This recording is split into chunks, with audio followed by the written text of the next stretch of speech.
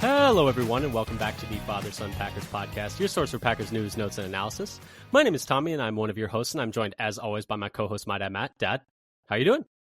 I'm doing okay. This is, well, I might have a cough, but it's not my fault this time that we're restarting multiple times. Yeah, full transparency, I have stumbled over my words in the intro like 4 straight times now, so we're at 5th time's the charm, I guess.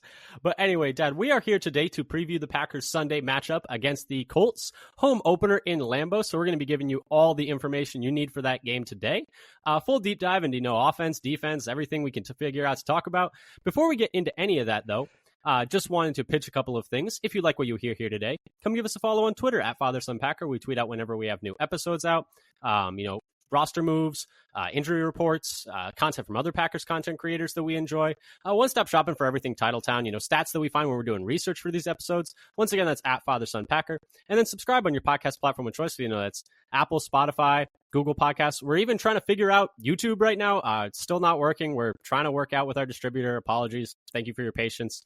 But we're going to try and get that back going on YouTube as soon as we can figure out how to figure that out with the company that we use to distribute this podcast. So bear with us there. And no, it is not because they wouldn't show our faces. That's not the reason. Yep. Although, we do suspect it might have something to do with that. However, we are here today to talk about this Packers-Colts game. So, Dad, let's get into it. But before we do, just one little bit of news, and that is that the Packers did make 2 roster moves since we last spoke. The Packers signed 2 players to their practice squad, wide receiver TJ Luther and tight end Johnny Lumpkin, which does sound like a fake name, but is not. And then sounds released like 19th century folk hero. I know, right? Old Johnny Lumpkin. And then released wide receiver Jalen Wayne and running back LaMichael Pirine.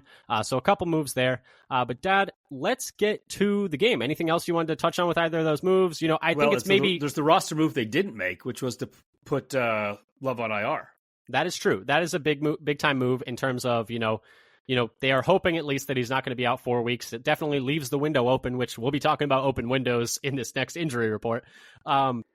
But, Dad, let's get to the injury report as we speak about it. And let's start with the Packers side of things. A few players not participating or limited participants in practice on Thursday. Some of those were Corey Ballantyne with an oblique injury, was limited Thursday. Kenny Clark with a toe injury has been limited the past 2 practices. Edgerrin Cooper actually is a full participant, but he is listed with a knee. Josh Jacobs with a back injury, that's one to keep an eye on. He's been limited each of the last 2 days. If he can't play, I have no idea where our offense is coming from. Marshawn Lloyd with a hamstring was limited both days. And then Jordan Love, obviously, he is actually the only player not participating in practice right now, hasn't practiced either of the last 2 days, obviously. And then today, Quay Walker was added to the injury report, limited on Thursday with a groin injury. Dad, I guess we'll start with Jordan Love. Matt LaFleur said in a one-on-one with Packers.com's Larry McCarron that Jordan Love is day-to-day earlier today. But then later today, Ian Rappaport went on The Insiders on NFL Network and reported, quote, "The anticipation is that Malik Willis will be the starter this week and probably the next several weeks." Now, the interesting Matt part LaFleur is like, Ian Rappaport, why are you holding a mirror behind me so everybody could see my poker hand? Yeah, and it's like, which one do you believe? I probably believe the Rappaport one more. Obviously, it would be nice if Jordan Love was truly day-to-day and was able to come back either this week or next week. But the phrasing of "and the next several weeks" does not inspire confidence for Jordan Love's prompt return to the field. Several is a very loose term. But it's more than a few. I do it should think be sometimes... more than a few, which should be more than a couple. But you know how I use all those words. I know how you use all those words, but I think people who speak for a living are very particular about their word choice. And several makes me think he's going to miss at least 3 weeks, which is a daunting proposition for the Packers because you're staring 1-3, 0-4 down the barrel with these next 3 weeks against the Colts, the Titans, and then the Vikings. That's not where you want to be as a football team going into the year because it kind of puts you behind the 8 ball.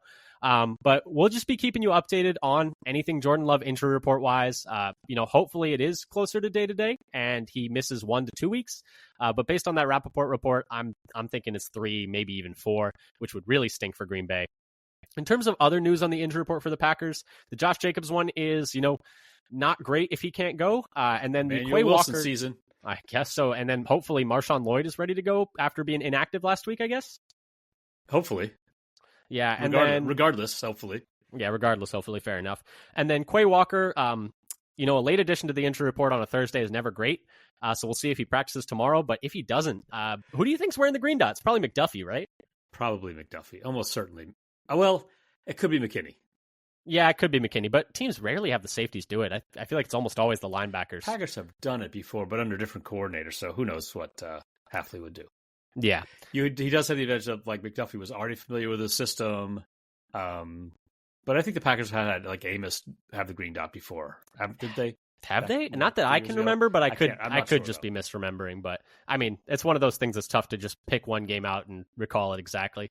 Moving on to the Colts side of the injury report, though, Dad, they actually have 3 key pieces not practicing right now as of Thursday, and that's safety Julian Blackmon, defensive tackle DeForest Buckner, and defensive end Kwity Paye. Were all not participants either Wednesday or Thursday with a shoulder, back, and hamstring injuries, respectively. And then Josh Downs with an ankle injury was limited Wednesday and Thursday, and then Matt Gay, their kicker, with a hernia, was a full participant, though, Wednesday and Thursday. What are your thoughts on that, Dad? Oh, and additionally, they did place their starting outside corner, Juju Brents, on IR, and he is out for the year, unfortunately. So a little bit dinged up right now, the Colts. Yeah, and if they're missing, 3 starters from the defense, that would be, set them back a ways. Yeah, and I actually have some numbers there if you'd like to hear them. I would love to hear them. Any numbers that sound good for the Packers, I'd love to hear. Yeah, so it's going to be really interesting to keep an eye on Friday for Buckner, Paye, and Blackmon. So just some numbers for you from 2023 per NFL Pro. Amongst Colts defensive players, last year, DeForest Buckner ranked first on the team in pressures, second in pressure rate, third in stacks, and third in stops. So he was a very important player for their D-line.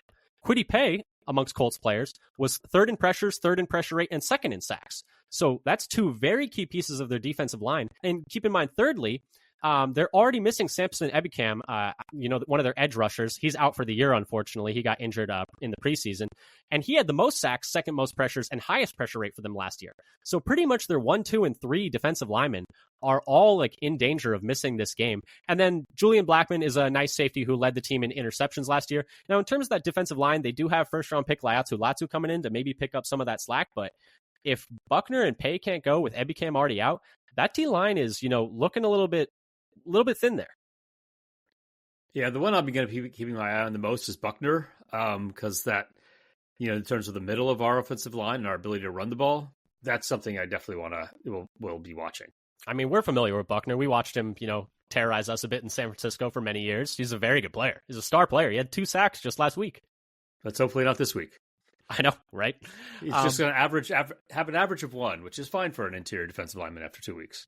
Exactly. No need to push it. The numbers still look great. Just take it an extra week, right? But anyway, so that's the injury report. Dad, anything else you wanted to touch on there, or do you want to move on to a bit of the game preview? Let's get on to the game preview then. Okay, so game preview for the Packers Colts game. This game is in Green Bay on Sunday, noon Lambeau time. Per BetMGM, the Colts are favored by 3.5 points now, with an over-under of 41 points for an implied score of 22-19 Colts, despite the fact that it is in Lambeau. So kind of shows that in a neutral field, it'd be closer to 6.5, 6. And Dad, normally we go here keeping up with the Joneses, talk about the Colts, and then et cetera, et cetera. But I think it's important for us today to stop bearing the lead, and let's have the Malik Willis conversation. Let's talk a little bit about the player who we kind of assume is going to be the starting quarterback for the Packers, at least this week, probably the next 2 weeks, maybe even the next 3 weeks. What are your thoughts on him and his ability to run this offense sufficiently? Because I don't think he needs to be a win because of quarterback, but we're hoping he can be a win with quarterback, right? Yeah, so he's only been with the Green Bay locker room for 2.5 weeks. Yeah. And last year his EPA per dropback was negative 0.12, which would have been equivalent to 25th among starting quarterbacks for the small number of snaps he had last year. Now this preseason so if you're comparing preseason to preseason, this was his best preseason in terms of PFF passing grade, including having 0 turnover-worthy plays and the shortest time to throw of his career. So hopefully it's improved since coming into the league. It was also by far his best passer rating.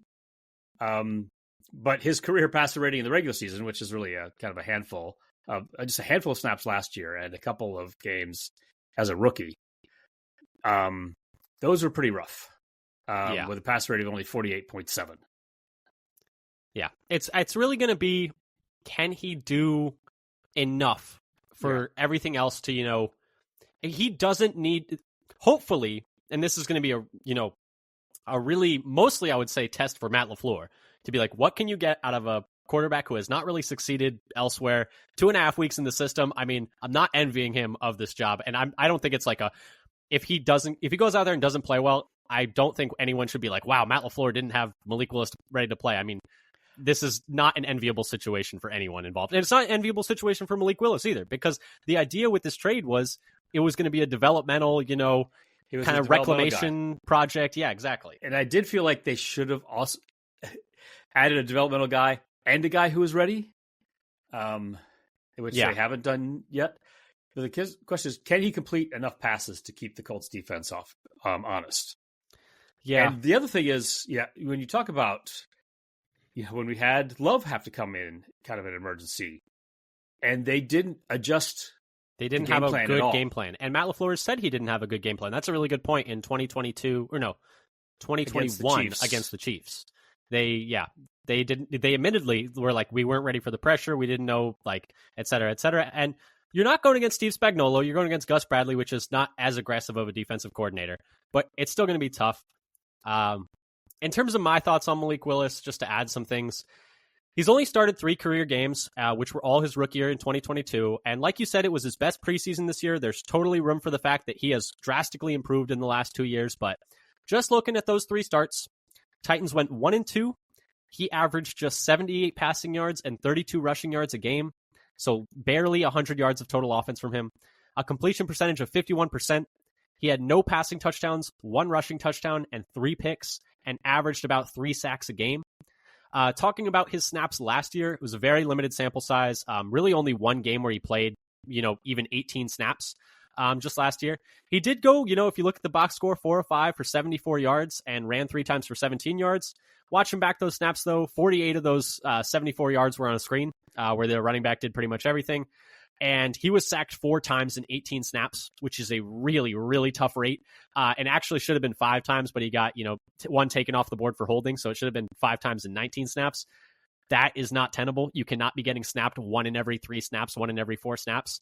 To be fair to him, they were playing Baltimore's defense, and a lot of it was in the 2-minute drill, but they know you're going to pass. Everybody's just pinning their ears back. Yeah. But and I do like, in terms of game plan, screen pass for 48 yards sounds like a good game plan to me. I mean, that'd be a great game plan any week, but you can't build an offense solely out of screens. So they're going to really need to lean into read option running game stuff. People have brought up that there was that practice in the offseason during training camp where they just ran a ton of read option, presumably for the defense to work on playing against it. But they're going to need to run him a lot, I think. They're going to need to really simplify it down to a 1 read, because they can't have him. That's the issue, is he has taken so many negative plays in his time as a quarterback. If he was, more of a safer check down, throw the ball away, I think I would actually feel a little bit better. But he's just so high variance play in terms of, he does have a great arm. He's a great runner. He was able to create out of the pocket, a bit last year in that game that he played in, but just taking so many sacks is just going to bury this team, I think, if he's not able to avoid those negative plays. But we're going to see. So that's the Malik Willis conversation. Dad, anything else you wanted to add on there? Yeah, well, his time to throw has been over 3 seconds every year of his career so far. Maybe now, if you're talking about always coming in for a 2-minute drill, then you're looking to go way downfield, and so that could explain why there's always a long time to throw. And 2022 was a rookie year. Just so you know, listeners, over 3 seconds is very long. That's bottom of the league bad. So hopefully he can get rid of the ball quicker. Hopefully he doesn't need to hold it as much. Hopefully he can avoid those negative plays. But we're going to see, because I think conversations will be had if this game on Sunday is a mess. Conversations will be had. Conversation is going to be had about this game no matter what. Hopefully good conversations. Yes. But Dad, anything else you wanted to toss in there? Or should we move on to the rest of our game preview? Because I did feel like it was pertinent to start with, Might as well. That's the starting quarterback for this weekend. That is the elephant in the room. Yeah, our original outline was we weren't going to stumble on the elephant in the room until 3/4 of the way through the podcast. Yeah, we seems a little bit. Talk about so Malik Willis everybody's earlier. What are you doing? That's the most important thing in the whole game. Why are you waiting so long to talk about it? Yeah, but, there are plenty of other things important in this game. And, Dad, let's start with one of our more regularly scheduled pieces of programming, which is kind of keeping up with the Joneses, checking in with the neighbors. This is, just kind of a rundown of what's been going on in Indianapolis land. They're 0-1. They lost a close game last week to the Texans 29-27. But, Dad, what's been going on with the Colts so far, this offseason and, week one? Yeah, I'd say the biggest thing is they're only really kind of just getting into early the Anthony Richardson era, as it were. I mean, last year they only had, parts of 4 games? Parts of 4 games, and 2 of those games he played less than 35% of the snaps. So he really only played 2 games last year. Yeah, so they still don't know what they have in him. Not really in terms of game time situation, but can certainly make some big plays. Oh yeah. So let's hope for some high variance and some big negative plays coming our way. But we saw some of those throws he made last week. For anybody, if you haven't seen those highlights yet of him whipping a ball way downfield. Yeah, I mean, he's got a howitzer for an arm. And that's not an original quote for me, but it's fitting. I mean, it's artillery shells. And that's what it came out of, when he was coming out in the draft. It's like, okay, this guy's got the biggest arm in the draft. Yeah, that throw he made last week is one of the, we'll talk about later, is one of the best throws we've ever seen. But how are the Colts looking outside of that, though, in terms of their offense, their defense? Last week they were playing a pretty tough opponent, to be fair, but how did they fare? Yeah, so we like to look at per drive stats so that they're not rate dependent. And so last week the Colts did pretty well in offensive ranking. They're 7th in points per drive compared to Green Bay's 9th. And Green Bay was 7th in yards per drive. The Colts were only 16th. So they're actually kind of efficient in getting points per yard, you might say. Maybe a little bit above what you'd expect. On defense, however, the Colts were 28th in yards per drive. Comparable, Green Bay was 24th. And they gave up they were 25th in points per drive given up compared to Green Bay at 28th in points per drive given up. Yeah, that game was, I think, if I remember correctly, a pretty quick one. Like, there were not a whole lot of plays each way, especially for the Colts. The Colts barely had the ball because it was either, they were giving the ball back, or it was a 70-yard touchdown. It's like, touchdown. That's it. But no, yeah, the Colts are an interesting team. I think a lot of people, had them as a sleeper this year to threaten for the wild card, and that's certainly on the table because they played a lot of people's favorites for, making a maybe push to the Super Bowl, making a step next year. They played them really close. They played them to just 2 points, and they were only a few games away last year a few plays away really last year from making the playoffs over the Texans, despite not having Anthony Richardson, like we said, for most of the year. They're a very interesting team. Shane Steichen going into his second year as head coach. He was previously with the Eagles. And so actually, I think this game is going to be kind of similar. We're talking about to last week, to the Eagles game, very mobile quarterback, very, workhorse running back in, Jonathan Taylor versus Saquon. The offensive coordinator, Shane Steichen, was previously with the Eagles, so there's still some influence there from what he, worked with Jalen Hurts when Jalen Hurts was developing. There's definitely some overlap. Quality offensive line. That it's a very interesting, comparison between these two offenses. Hafley almost gets a redo, but we'll talk about that later. Dad, anything else on the Colts, or should we move over to our next favorite section? Maybe not your next favorite section, but well, we could go on to I guess we're going on to talking more about the Colts, which is Hey Now Play Nice. But Dad, what is something positive about the opponent? This is our section where we put down the pitchforks. Like, what is something you can say good about the opposing team? This is harder for divisional games, but I have no real strong feelings about the Colts. What's something positive about them? So their interior offensive line is really good. So let's look at this year. In week 1, all 3 of their interior offensive line, Quentin Nelson, Ryan Kelly, and Will Fries, do you know how you pronounce it? Fries, had 100% pass block win rate. No pressures given up, according to ESPN's pass block win rate. That's not bad. Given up within the time window, they say, for it to be a win. So, the interior offensive line was completely sealing off. Anthony Richardson had him fully protected. So, yeah, and they've been, Nelson's been one of the best guards for a while now, and the other interior offensive linemen have also been playing well. Yeah, their interior offensive line is great. My thing that I just wanted to mention is, compliment to the Colts is Anthony Richardson's just so fun. He's so fun to watch play football. I know he probably won't be as fun to watch play football this Sunday, but I just want to talk about that throw to Alec Pierce again.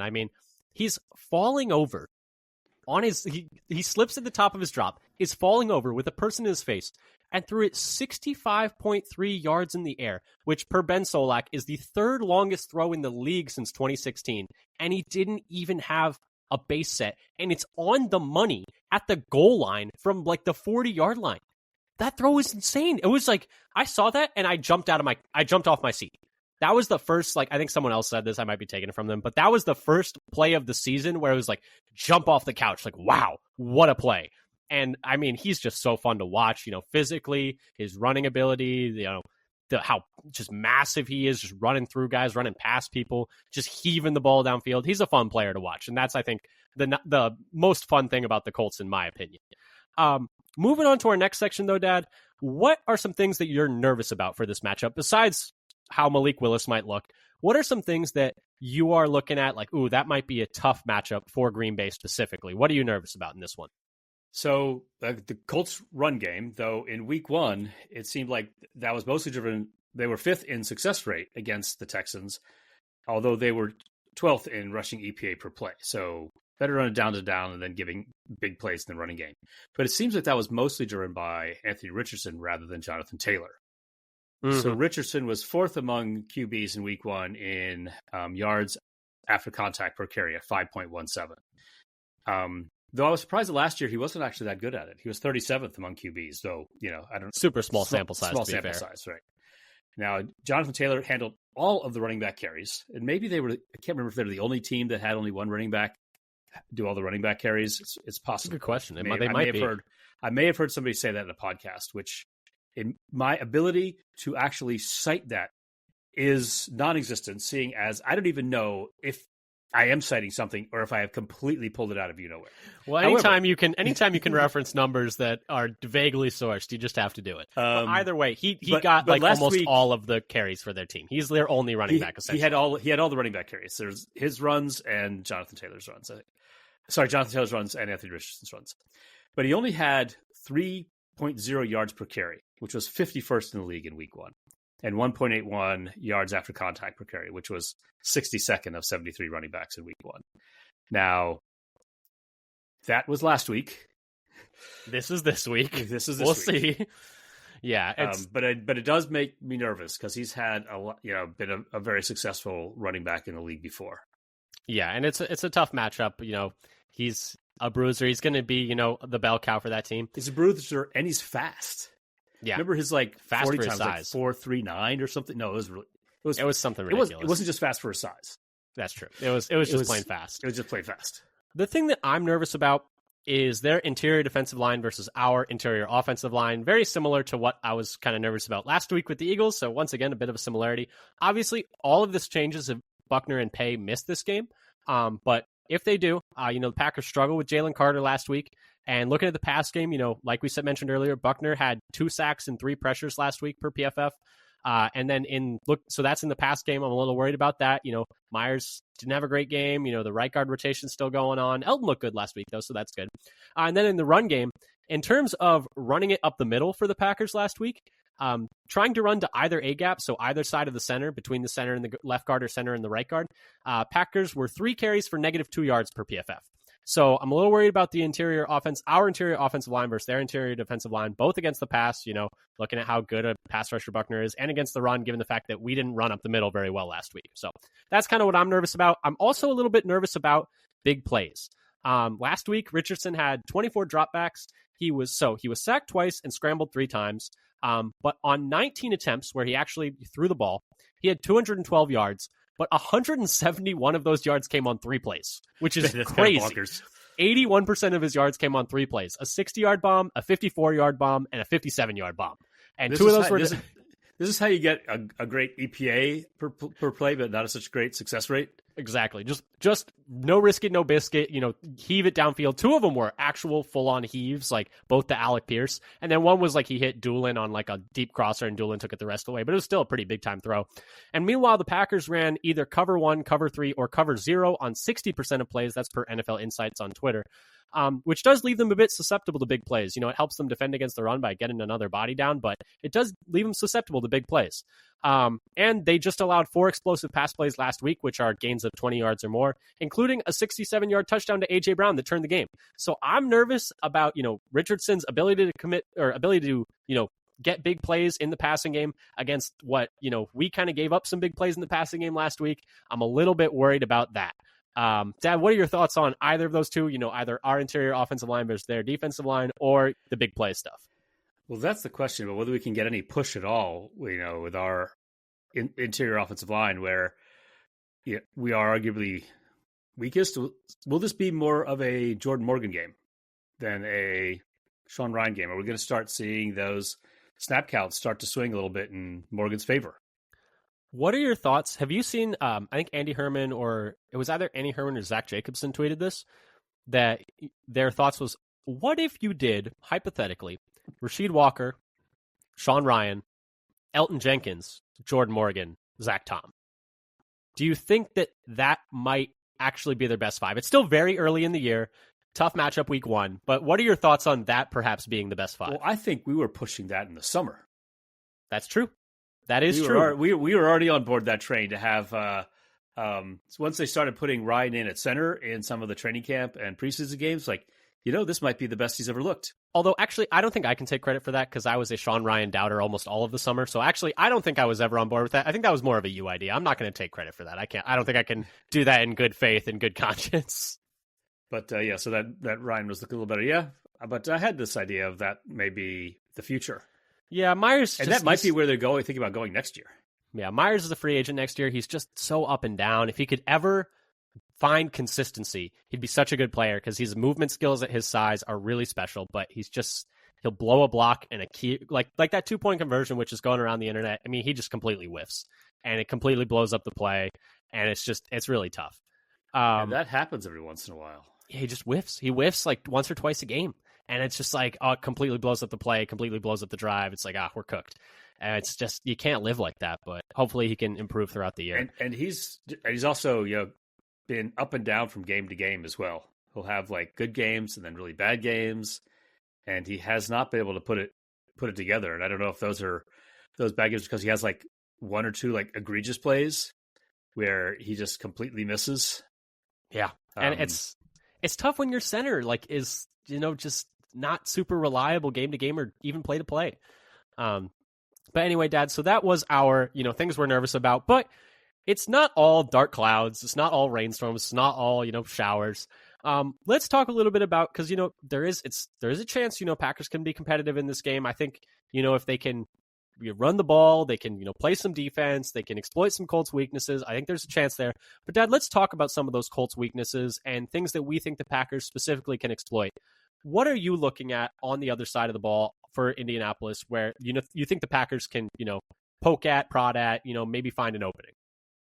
So their passing game was actually pretty poor overall last week. It was 21st in the league in EPA per pass compared to, this is in contrast to the Eagles who were 6th. Their wide receiver room was actually kind of shallow behind Pittman. Downs. I like how you mentioned this was in contrast to the Eagles who were 6th when you could easily say are now going against a defense that was 6th worst. You could spin it that way too. No. We've just obviously got a better matchup this time. Yeah, clearly. But no, sorry, go ahead. But I think they're, behind Pittman, Downs is hurt. Pierce has been, I think, kind of disappointing overall compared to his draft position. And A.D. Mitchell doesn't seem to be quite ready yet. Well, his average separation apparently last week, I've followed some fantasy accounts that keep up with this stuff. He was best amongst rookies in separation, and Richardson did miss him for what would have been a complete gimme touchdown. Oh, I have heard that he could have had a touchdown if it was it there. But yeah, he didn't have much of a super explosive week 1, but maybe there was more on the table there. I don't know. But the strategy that the Packers employed by the defense in the first game, where they tried to it seemed like the rush was designed to contain Hurts to reduce his rushing ability. That may be more effective against Richardson than it was against Hurts, because Hurts is shown to be a better passer overall on a down-to-down basis. He was last year, and when he played more, he was 24th and 23rd in EPA per play in those games in weeks 1 and 4 last year. And in week 1, he was, 14th in dropback EPA per play, and the dropback success rate was 21st. Yeah. Last year, he was 31st in turnover-worthy play rate among quarterbacks with at least 98 dropbacks, which is how many he had. Though he didn't have any last week, but that was a 1-game sample. So possibly they can get some turnovers out of him if he throws like he did last year. I think hopefully, he is a small sample last year for the turnover-worthy play rate, and I do think he's one of those players who throws the ball so stinking hard that his turnover-worthy plays, I think, over the course of his career are gonna be converted at just a lower rate than most quarterbacks. But if they defensive backs gonna be breaking their fingers on his passes, the jugs machine doesn't go that high, is what I'm saying. There's no amount of jugs machine work you can get to be prepared for those laser beams. But I think I saw a note that Hafley wanted to have a jugs machine for I did see that, simulating some of those deep shots. Yeah, for the defense. And that's going to be the thing, is making Richardson be a more methodical passer and not just because last game it was he's either hitting the most beautiful 70-yarder you've ever seen in your life, or it's he had a bit of accuracy issues, which he's a young player still, so I don't think that's any long-term concern. But if they can make him drive the length of the field and not get hit over the top for big plays, or not be able to tackle and just give up tons of yak, I think that's going to be something where they can exploit his inconsistencies play to play and his inconsistent accuracy. For me, the thing that I'm keeping an eye on is the Colts' run defense was really poor last week.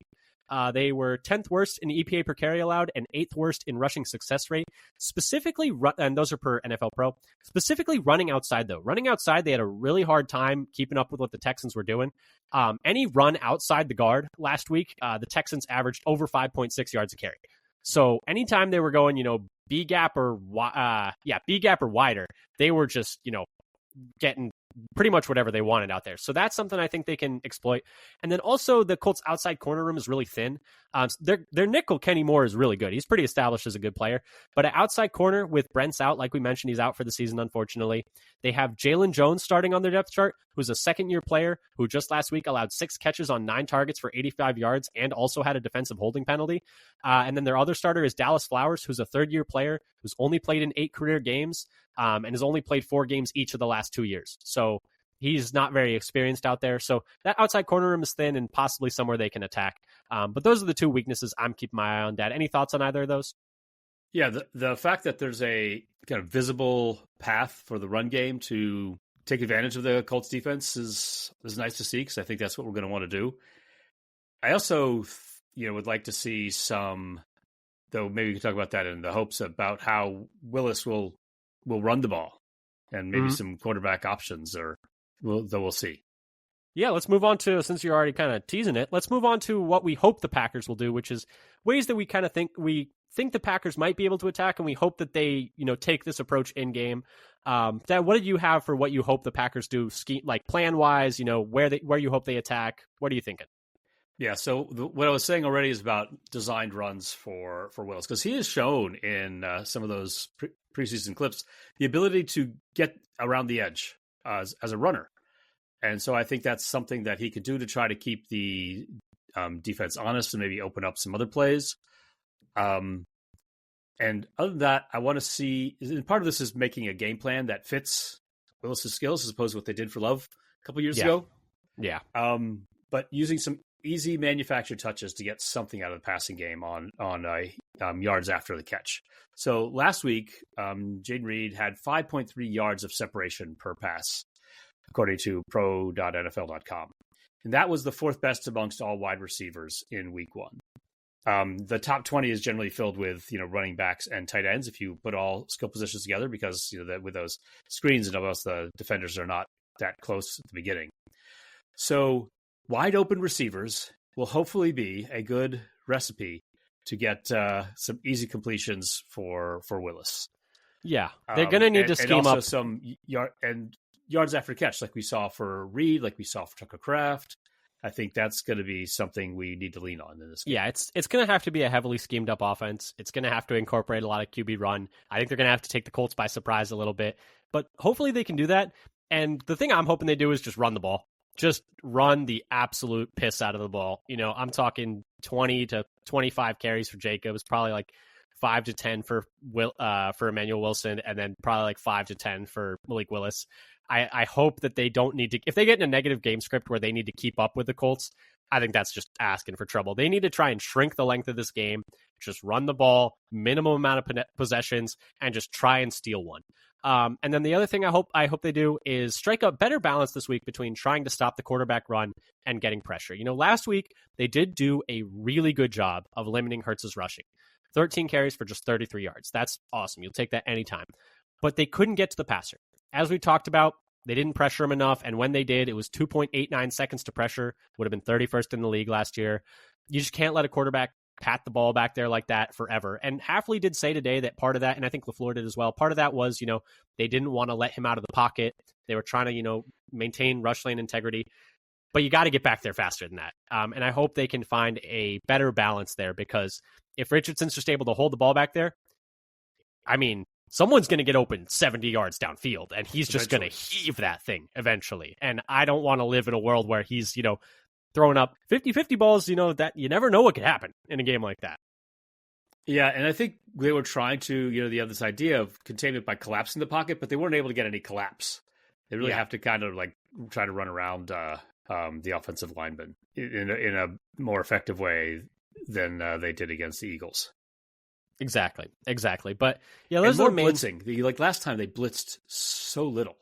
Well, yeah, against Hurts, it's the thing is against Hurts, the whole thing with him is he was actually good against pressure last year, but terrible against blitz. He was 6th in EPA per dropback against pressure and 19th in EPA per dropback against the blitz. And week 1, the Packers blitzed at the 6th lowest rate in the league. And it's the only thing we know about Hurts is you need to test him against the blitz, and they just didn't do anything. I know Nate Tice of Yahoo, previously of The Athletic, was Packers blitzes last week, 2 thumbs down, 0 out of 10. He was totally uncreative. He was it was so bad. They need to. He was disgusted with what they were doing blitz-wise last week. So hopefully they can, have a better blitz package next week, and they're able to get a little more pressure, because last week was just not good enough. But Dad, let's move on to. I could lead into from that to don't take your eye off that guy. Yeah, who's your guy? For you go first. There is a guy who might be, they're going to need a good game out of him. Excellent for some blitz packages. Yeah, well, the thing that we're keeping an eye on here, and don't take your eye off that guy, is not just players who we think will have good games, but players who we think need to have good games for the Packers to win. For me, that's Edgerrin Cooper. He only played 11 snaps against Philly. Matt LaFleur said that was because of a misalignment early. But despite, limited playing time, still had 2 stops, a pass breakup, 3 tackles, looked really good in limited reps. And Matt LaFleur said per Matt Schneidman, quote, I would anticipate him getting more time moving forward, end quote. And especially now with Quay Walker popping up on the injury report, they're going to need him to, be a QB spy, probably play a good amount of downs and base, although they might still have Eric Wilson doing that. They're going to need Edgerrin Cooper, though, I think, in this game to have a good game. And I'm just want to watch him. I want to see what we have in the second-round rookie. The Packers took 45th overall. He looked really good in limited snaps last week. Can he transition that to, a bigger role? We'll see, because he was really exciting to watch last week. But, Dad, who is your player to watch? So I'm going to be keeping my eye on Rashawn Gary. So the Packers need more from him this game than they got last week. He got the sack, but that was in just a totally blown play by the Eagles. It was a gimme. It was a complete gimme. He needs to actually beat his man across from him more. And I don't know if he he often does the opposite, where he gives up the rush lane by diving in on the pass rush, give up the running lane behind him. Maybe he was trying too hard not to do that, but I would like to see him go after the quarterback more. And last week, their right tackle, Braden Smith, had the lowest pass blocking grade of their whole offensive line. And that seems to be where Gary lines up the most, on the defensive left side.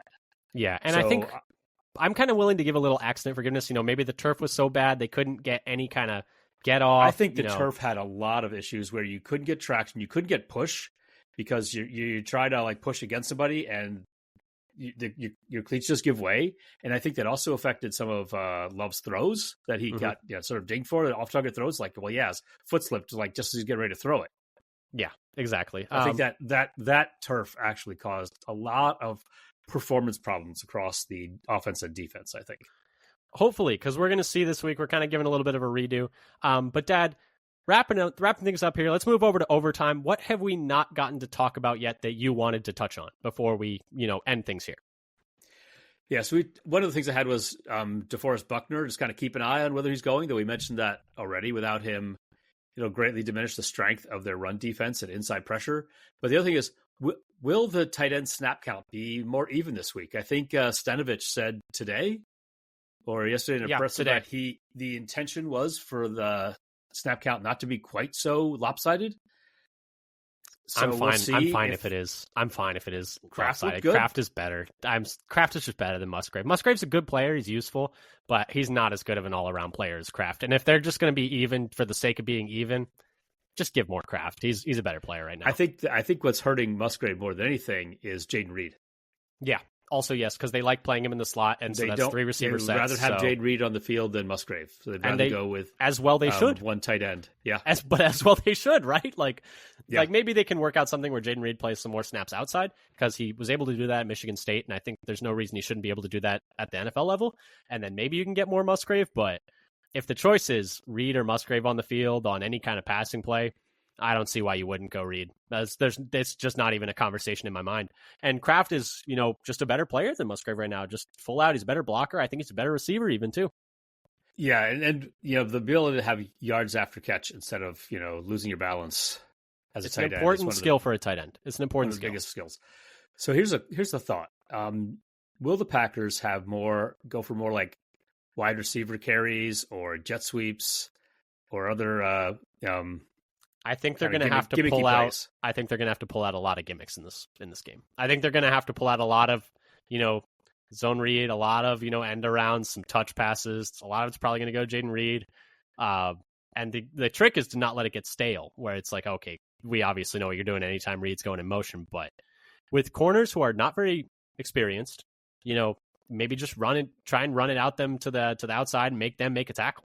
But we're going to see, because I think that Matt LaFleur is going to have to get deep into his bag of tricks on this one. Yeah, and I hope Hafley does too.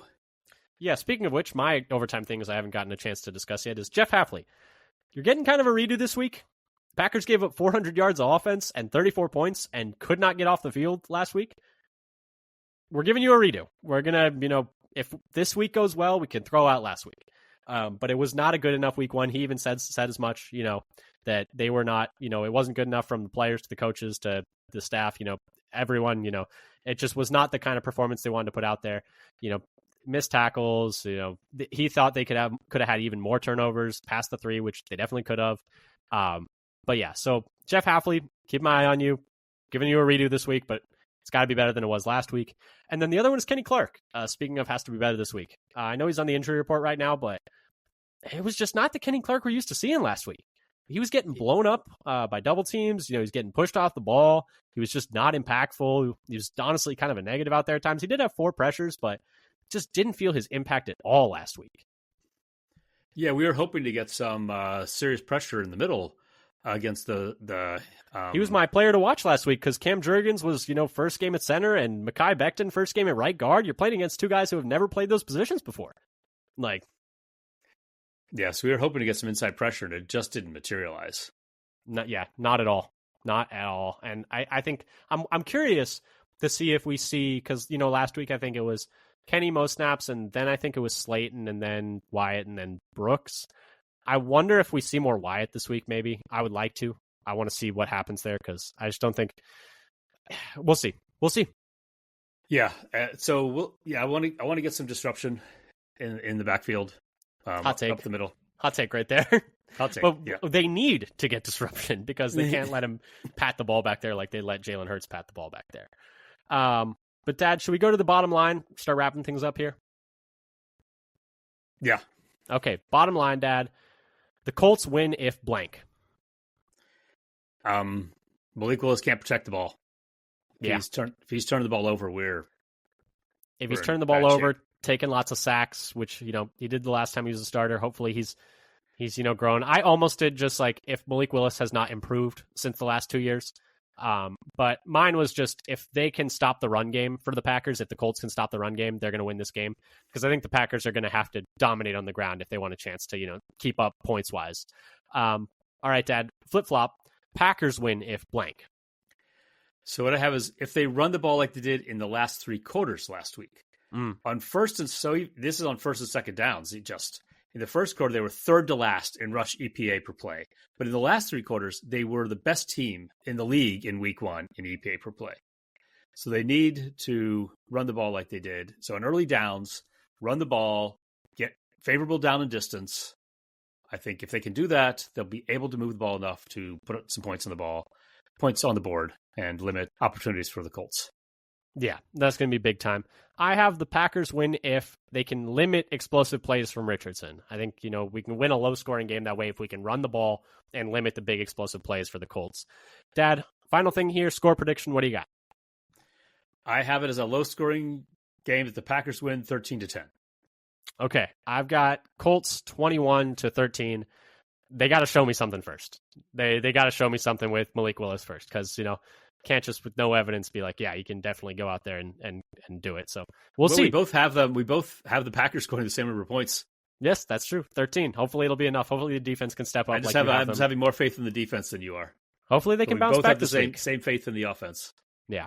Hopefully they can bounce back this week. Hopefully the Packers can bounce back this week. Once you're in an 0-2 hole, it does get a little bit dark. And if Malik Willis is the starting quarterback for the next several weeks, as Rappaport reported, that's that's going to be tough for the Packers to bounce back from if they can't win this one. And, it's looking to maybe cascade a little bit, but hopefully it doesn't. Hopefully the Packers can take this game, noon Lambeau time in Green Bay, home opener. It's kind of almost a gotta have it, but not really. It's still very early in the season, but it's going to be an important game for Green Bay. We'll be keeping an eye on it. We hope you will be too. We'll be doing a post game after that game, so keep your eyes tuned to the feed. Once again, it's at Father Son Packer on Twitter. We tweet out whenever we have new episodes out, as well as a ton of other stuff Packers related. Give us a subscribe to us rather on Spotify, Apple Podcasts, et cetera, et cetera. We're trying to figure out YouTube still. Our distributor has kind of taken that away, so we're trying to work out something there. But anyway, keep an eye out. We'll be doing a post game. We'll be doing 2 episodes a week for the rest of the season, so keep your eyes tuned to that. And until next time, go Pack, go. Go Pack, go.